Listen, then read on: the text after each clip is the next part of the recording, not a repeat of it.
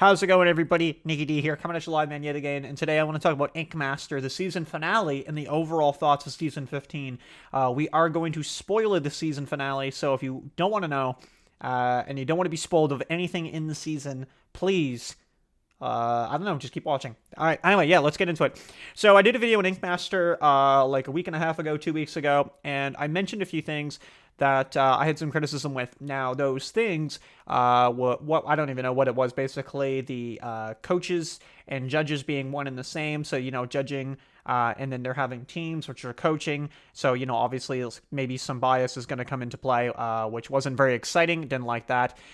Blatant one-to-one copies. Looking at Jawzy for the Tiger right off Pinterest. Literally a one-to-one copy. Can't do anything with that. Every week, everybody just complaining about styles they don't do, and then just really not doing them. And it was very blatant in episode 9. So episode 9, and also Joel being a terrible host. Episode 9, tattoo of the day there was the 4 of them, and the tattoo of the day, for sure got into the top 3, and then they eliminated from there, which, Jawzy went home. I don't understand why Bobby got it, but they literally admitted that Bobby didn't do the challenge. There was 2 challenges, didn't really hit either one of them, and they just gave it to him. And it's rather unfortunate because I'm not saying the guy didn't do good tattoos. They did good tattoos, but you have to do a challenge. That's the whole point of it. And I can already tell that this winner is controversial yet again. So in the finale, now here's where we're going into finale territory. Watched it this morning, so I figured why not talk about it while it's fresh. I wasn't really blown away, but I liked Freddie. His third piece with the flowers and the lady's face was really cool, man. I really liked it. I think his first piece was fine, and his second piece, that's I guess where the judges really had the big problem. I wasn't crazy about it, but I still think that he kind of did the most unique stuff, if that makes sense. He kind of just went out swinging for it. And I feel like a lot of people are going to be basically saying that he should have won. I'm not saying that Bobby didn't do good tattoos, but I think they just kind of played it safe. I think the tattoos themselves, played it safe. I don't think anything was outside of the box that we hadn't seen. They look good, but nothing that was oh wow, that's cool.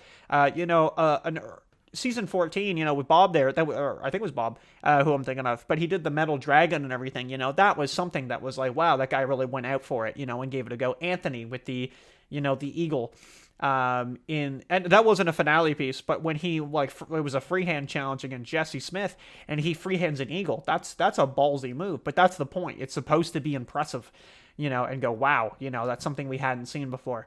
And, we haven't got that. I know a lot of people were also really upset, Charlene had gone home really early. I think Jenna made her own video. I haven't seen it yet, but talking about how she got eliminated and stuff like that. And apparently that's been very spicy in the Ink Master community. So that's really interesting to know. I feel like John, I really thought was going to win, or had the potential to win, and I feel like he just kind of dropped the ball. Even Bobby's snake, and maybe I'm looking at it wrong, but I just didn't really even know where the head was on the thing. It took me a good minute to figure out what was going on with it. I think John killed it on the snake. There was really no doubts about that. I think he did probably the best one, but I think overall, I think Freddie probably really kind of did the 3 best ones. But I feel like that second one is what they didn't have. They had a problem with, and I also see that people are saying that DJ's kind of biased and he's just kind of going to Bobby because I think it's all right, well, whatever. So that's rather unfortunate. I will say also, I thought it was cool that they brought in all previous Ink Masters again. You can never go wrong with Anthony. I would like to see Laura Marie come in sometime, but apparently she doesn't have the personality that the show wants. She's not into the drama or anything. So apparently that's, she's active in the subreddit sometimes, and I think she has stated something along those lines where maybe she just isn't the right fit. She won it, but it's that's why you never see her again. Hard to say, but she's an absolute machine. And it'd be cool to see her. But I was very impressed that they brought back Shane from season 1. That is an old school, that's 01. That's 14 seasons, in between or however many, right, from his season. And he's back sitting in the chair. So that was really cool. And they brought Bubba in, but I just thought that was kind of funny because, he was kind of carried by DJ. So that was fine. I didn't have a problem with that. Joel's still flat as a board. I thought it was really funny that he would treat it like it was a live finale. He was walking around the room don't go anywhere, we'll be right back. And you can just see Ryan in the corner just watching him. It's just that awkward. Yeah, so I don't know, man. It's season 15. I don't think was really that good. I think it was fine. Like that, you know what I mean? That was probably just fine. I know a lot of people like the harsh critiques, or like season 14 was just f-bombs every 3 seconds. It felt like we never really got like.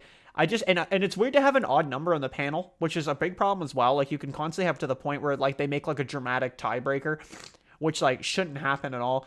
No, get rid of teams. I've said it before. Get rid of the teams.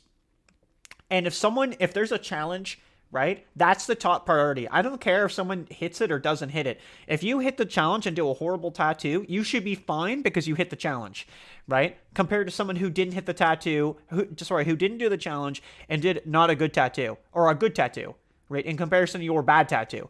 So I think that should be the difference, right? If you at least attempt the challenge and don't do a good tattoo, you should have a leg up over somebody, at least a leg up over somebody who didn't do it and did a good tattoo because they didn't do the challenge. And I just find it weird. Like, you just got people not doing it, like blatantly not doing it, and they're not doing anything about it. They're even rewarding it, and they're going, well, yeah, but it's a sick piece. It's like, well, yes, that's true. They're good tattoos, but you have to draw the line somewhere, and it's been a crucial issue. This is not a season 15 thing. This has been a crucial issue. It just got annoying hearing people too. Like you'd hear like Bobby or Freddie or Jazzy complaining that they don't do that style, right? Like all season long, right? And they would constantly do anything they could to get out of doing a style. Like literally for Jazzy, it was like it was anything with color. And it's just like, man, just accept the fact that you're gonna win this. You're gonna win this competition for $250,000. You might want to just learn how to put some color into a tattoo. I'm just saying. Yeah. Overall, I wasn't really pleased with it. But it is what it is. I mean, I think it was okay, and I think it was better than 14. Because no returning masters in the way of like a competition. But I really want a brand new crop of people with no teams.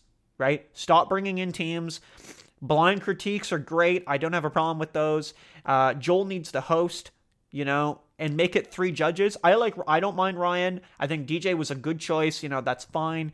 I don't care if you want to keep the same as the third right now, or you want to guest judge it or whatever. I still think bringing in like Chris Nunez on Japanese Week would be really cool. But I don't know. I just like, we even had the New School Challenge, and I was going to say that, like, even make the challenges more. I know a lot of people say about the Flash challenges that they should be tattoos as well, and I don't mind those when they're like 90-minute tattoos. They don't, because that's the show. But I mean, it also shows your creativity. But then my problem with that is it's like, is it creativity or is it who can make a clean tattoo? Because if it was creativity, the winner would have been Freddie because he went outside the box the most. But if it was like, okay, who can just make 3 aesthetically pleasing looking tattoos and that's it, well, then Bobby won. So I don't know. I'll let you guys decide. All right. Thanks for watching. We'll see you in the next one. Take it easy.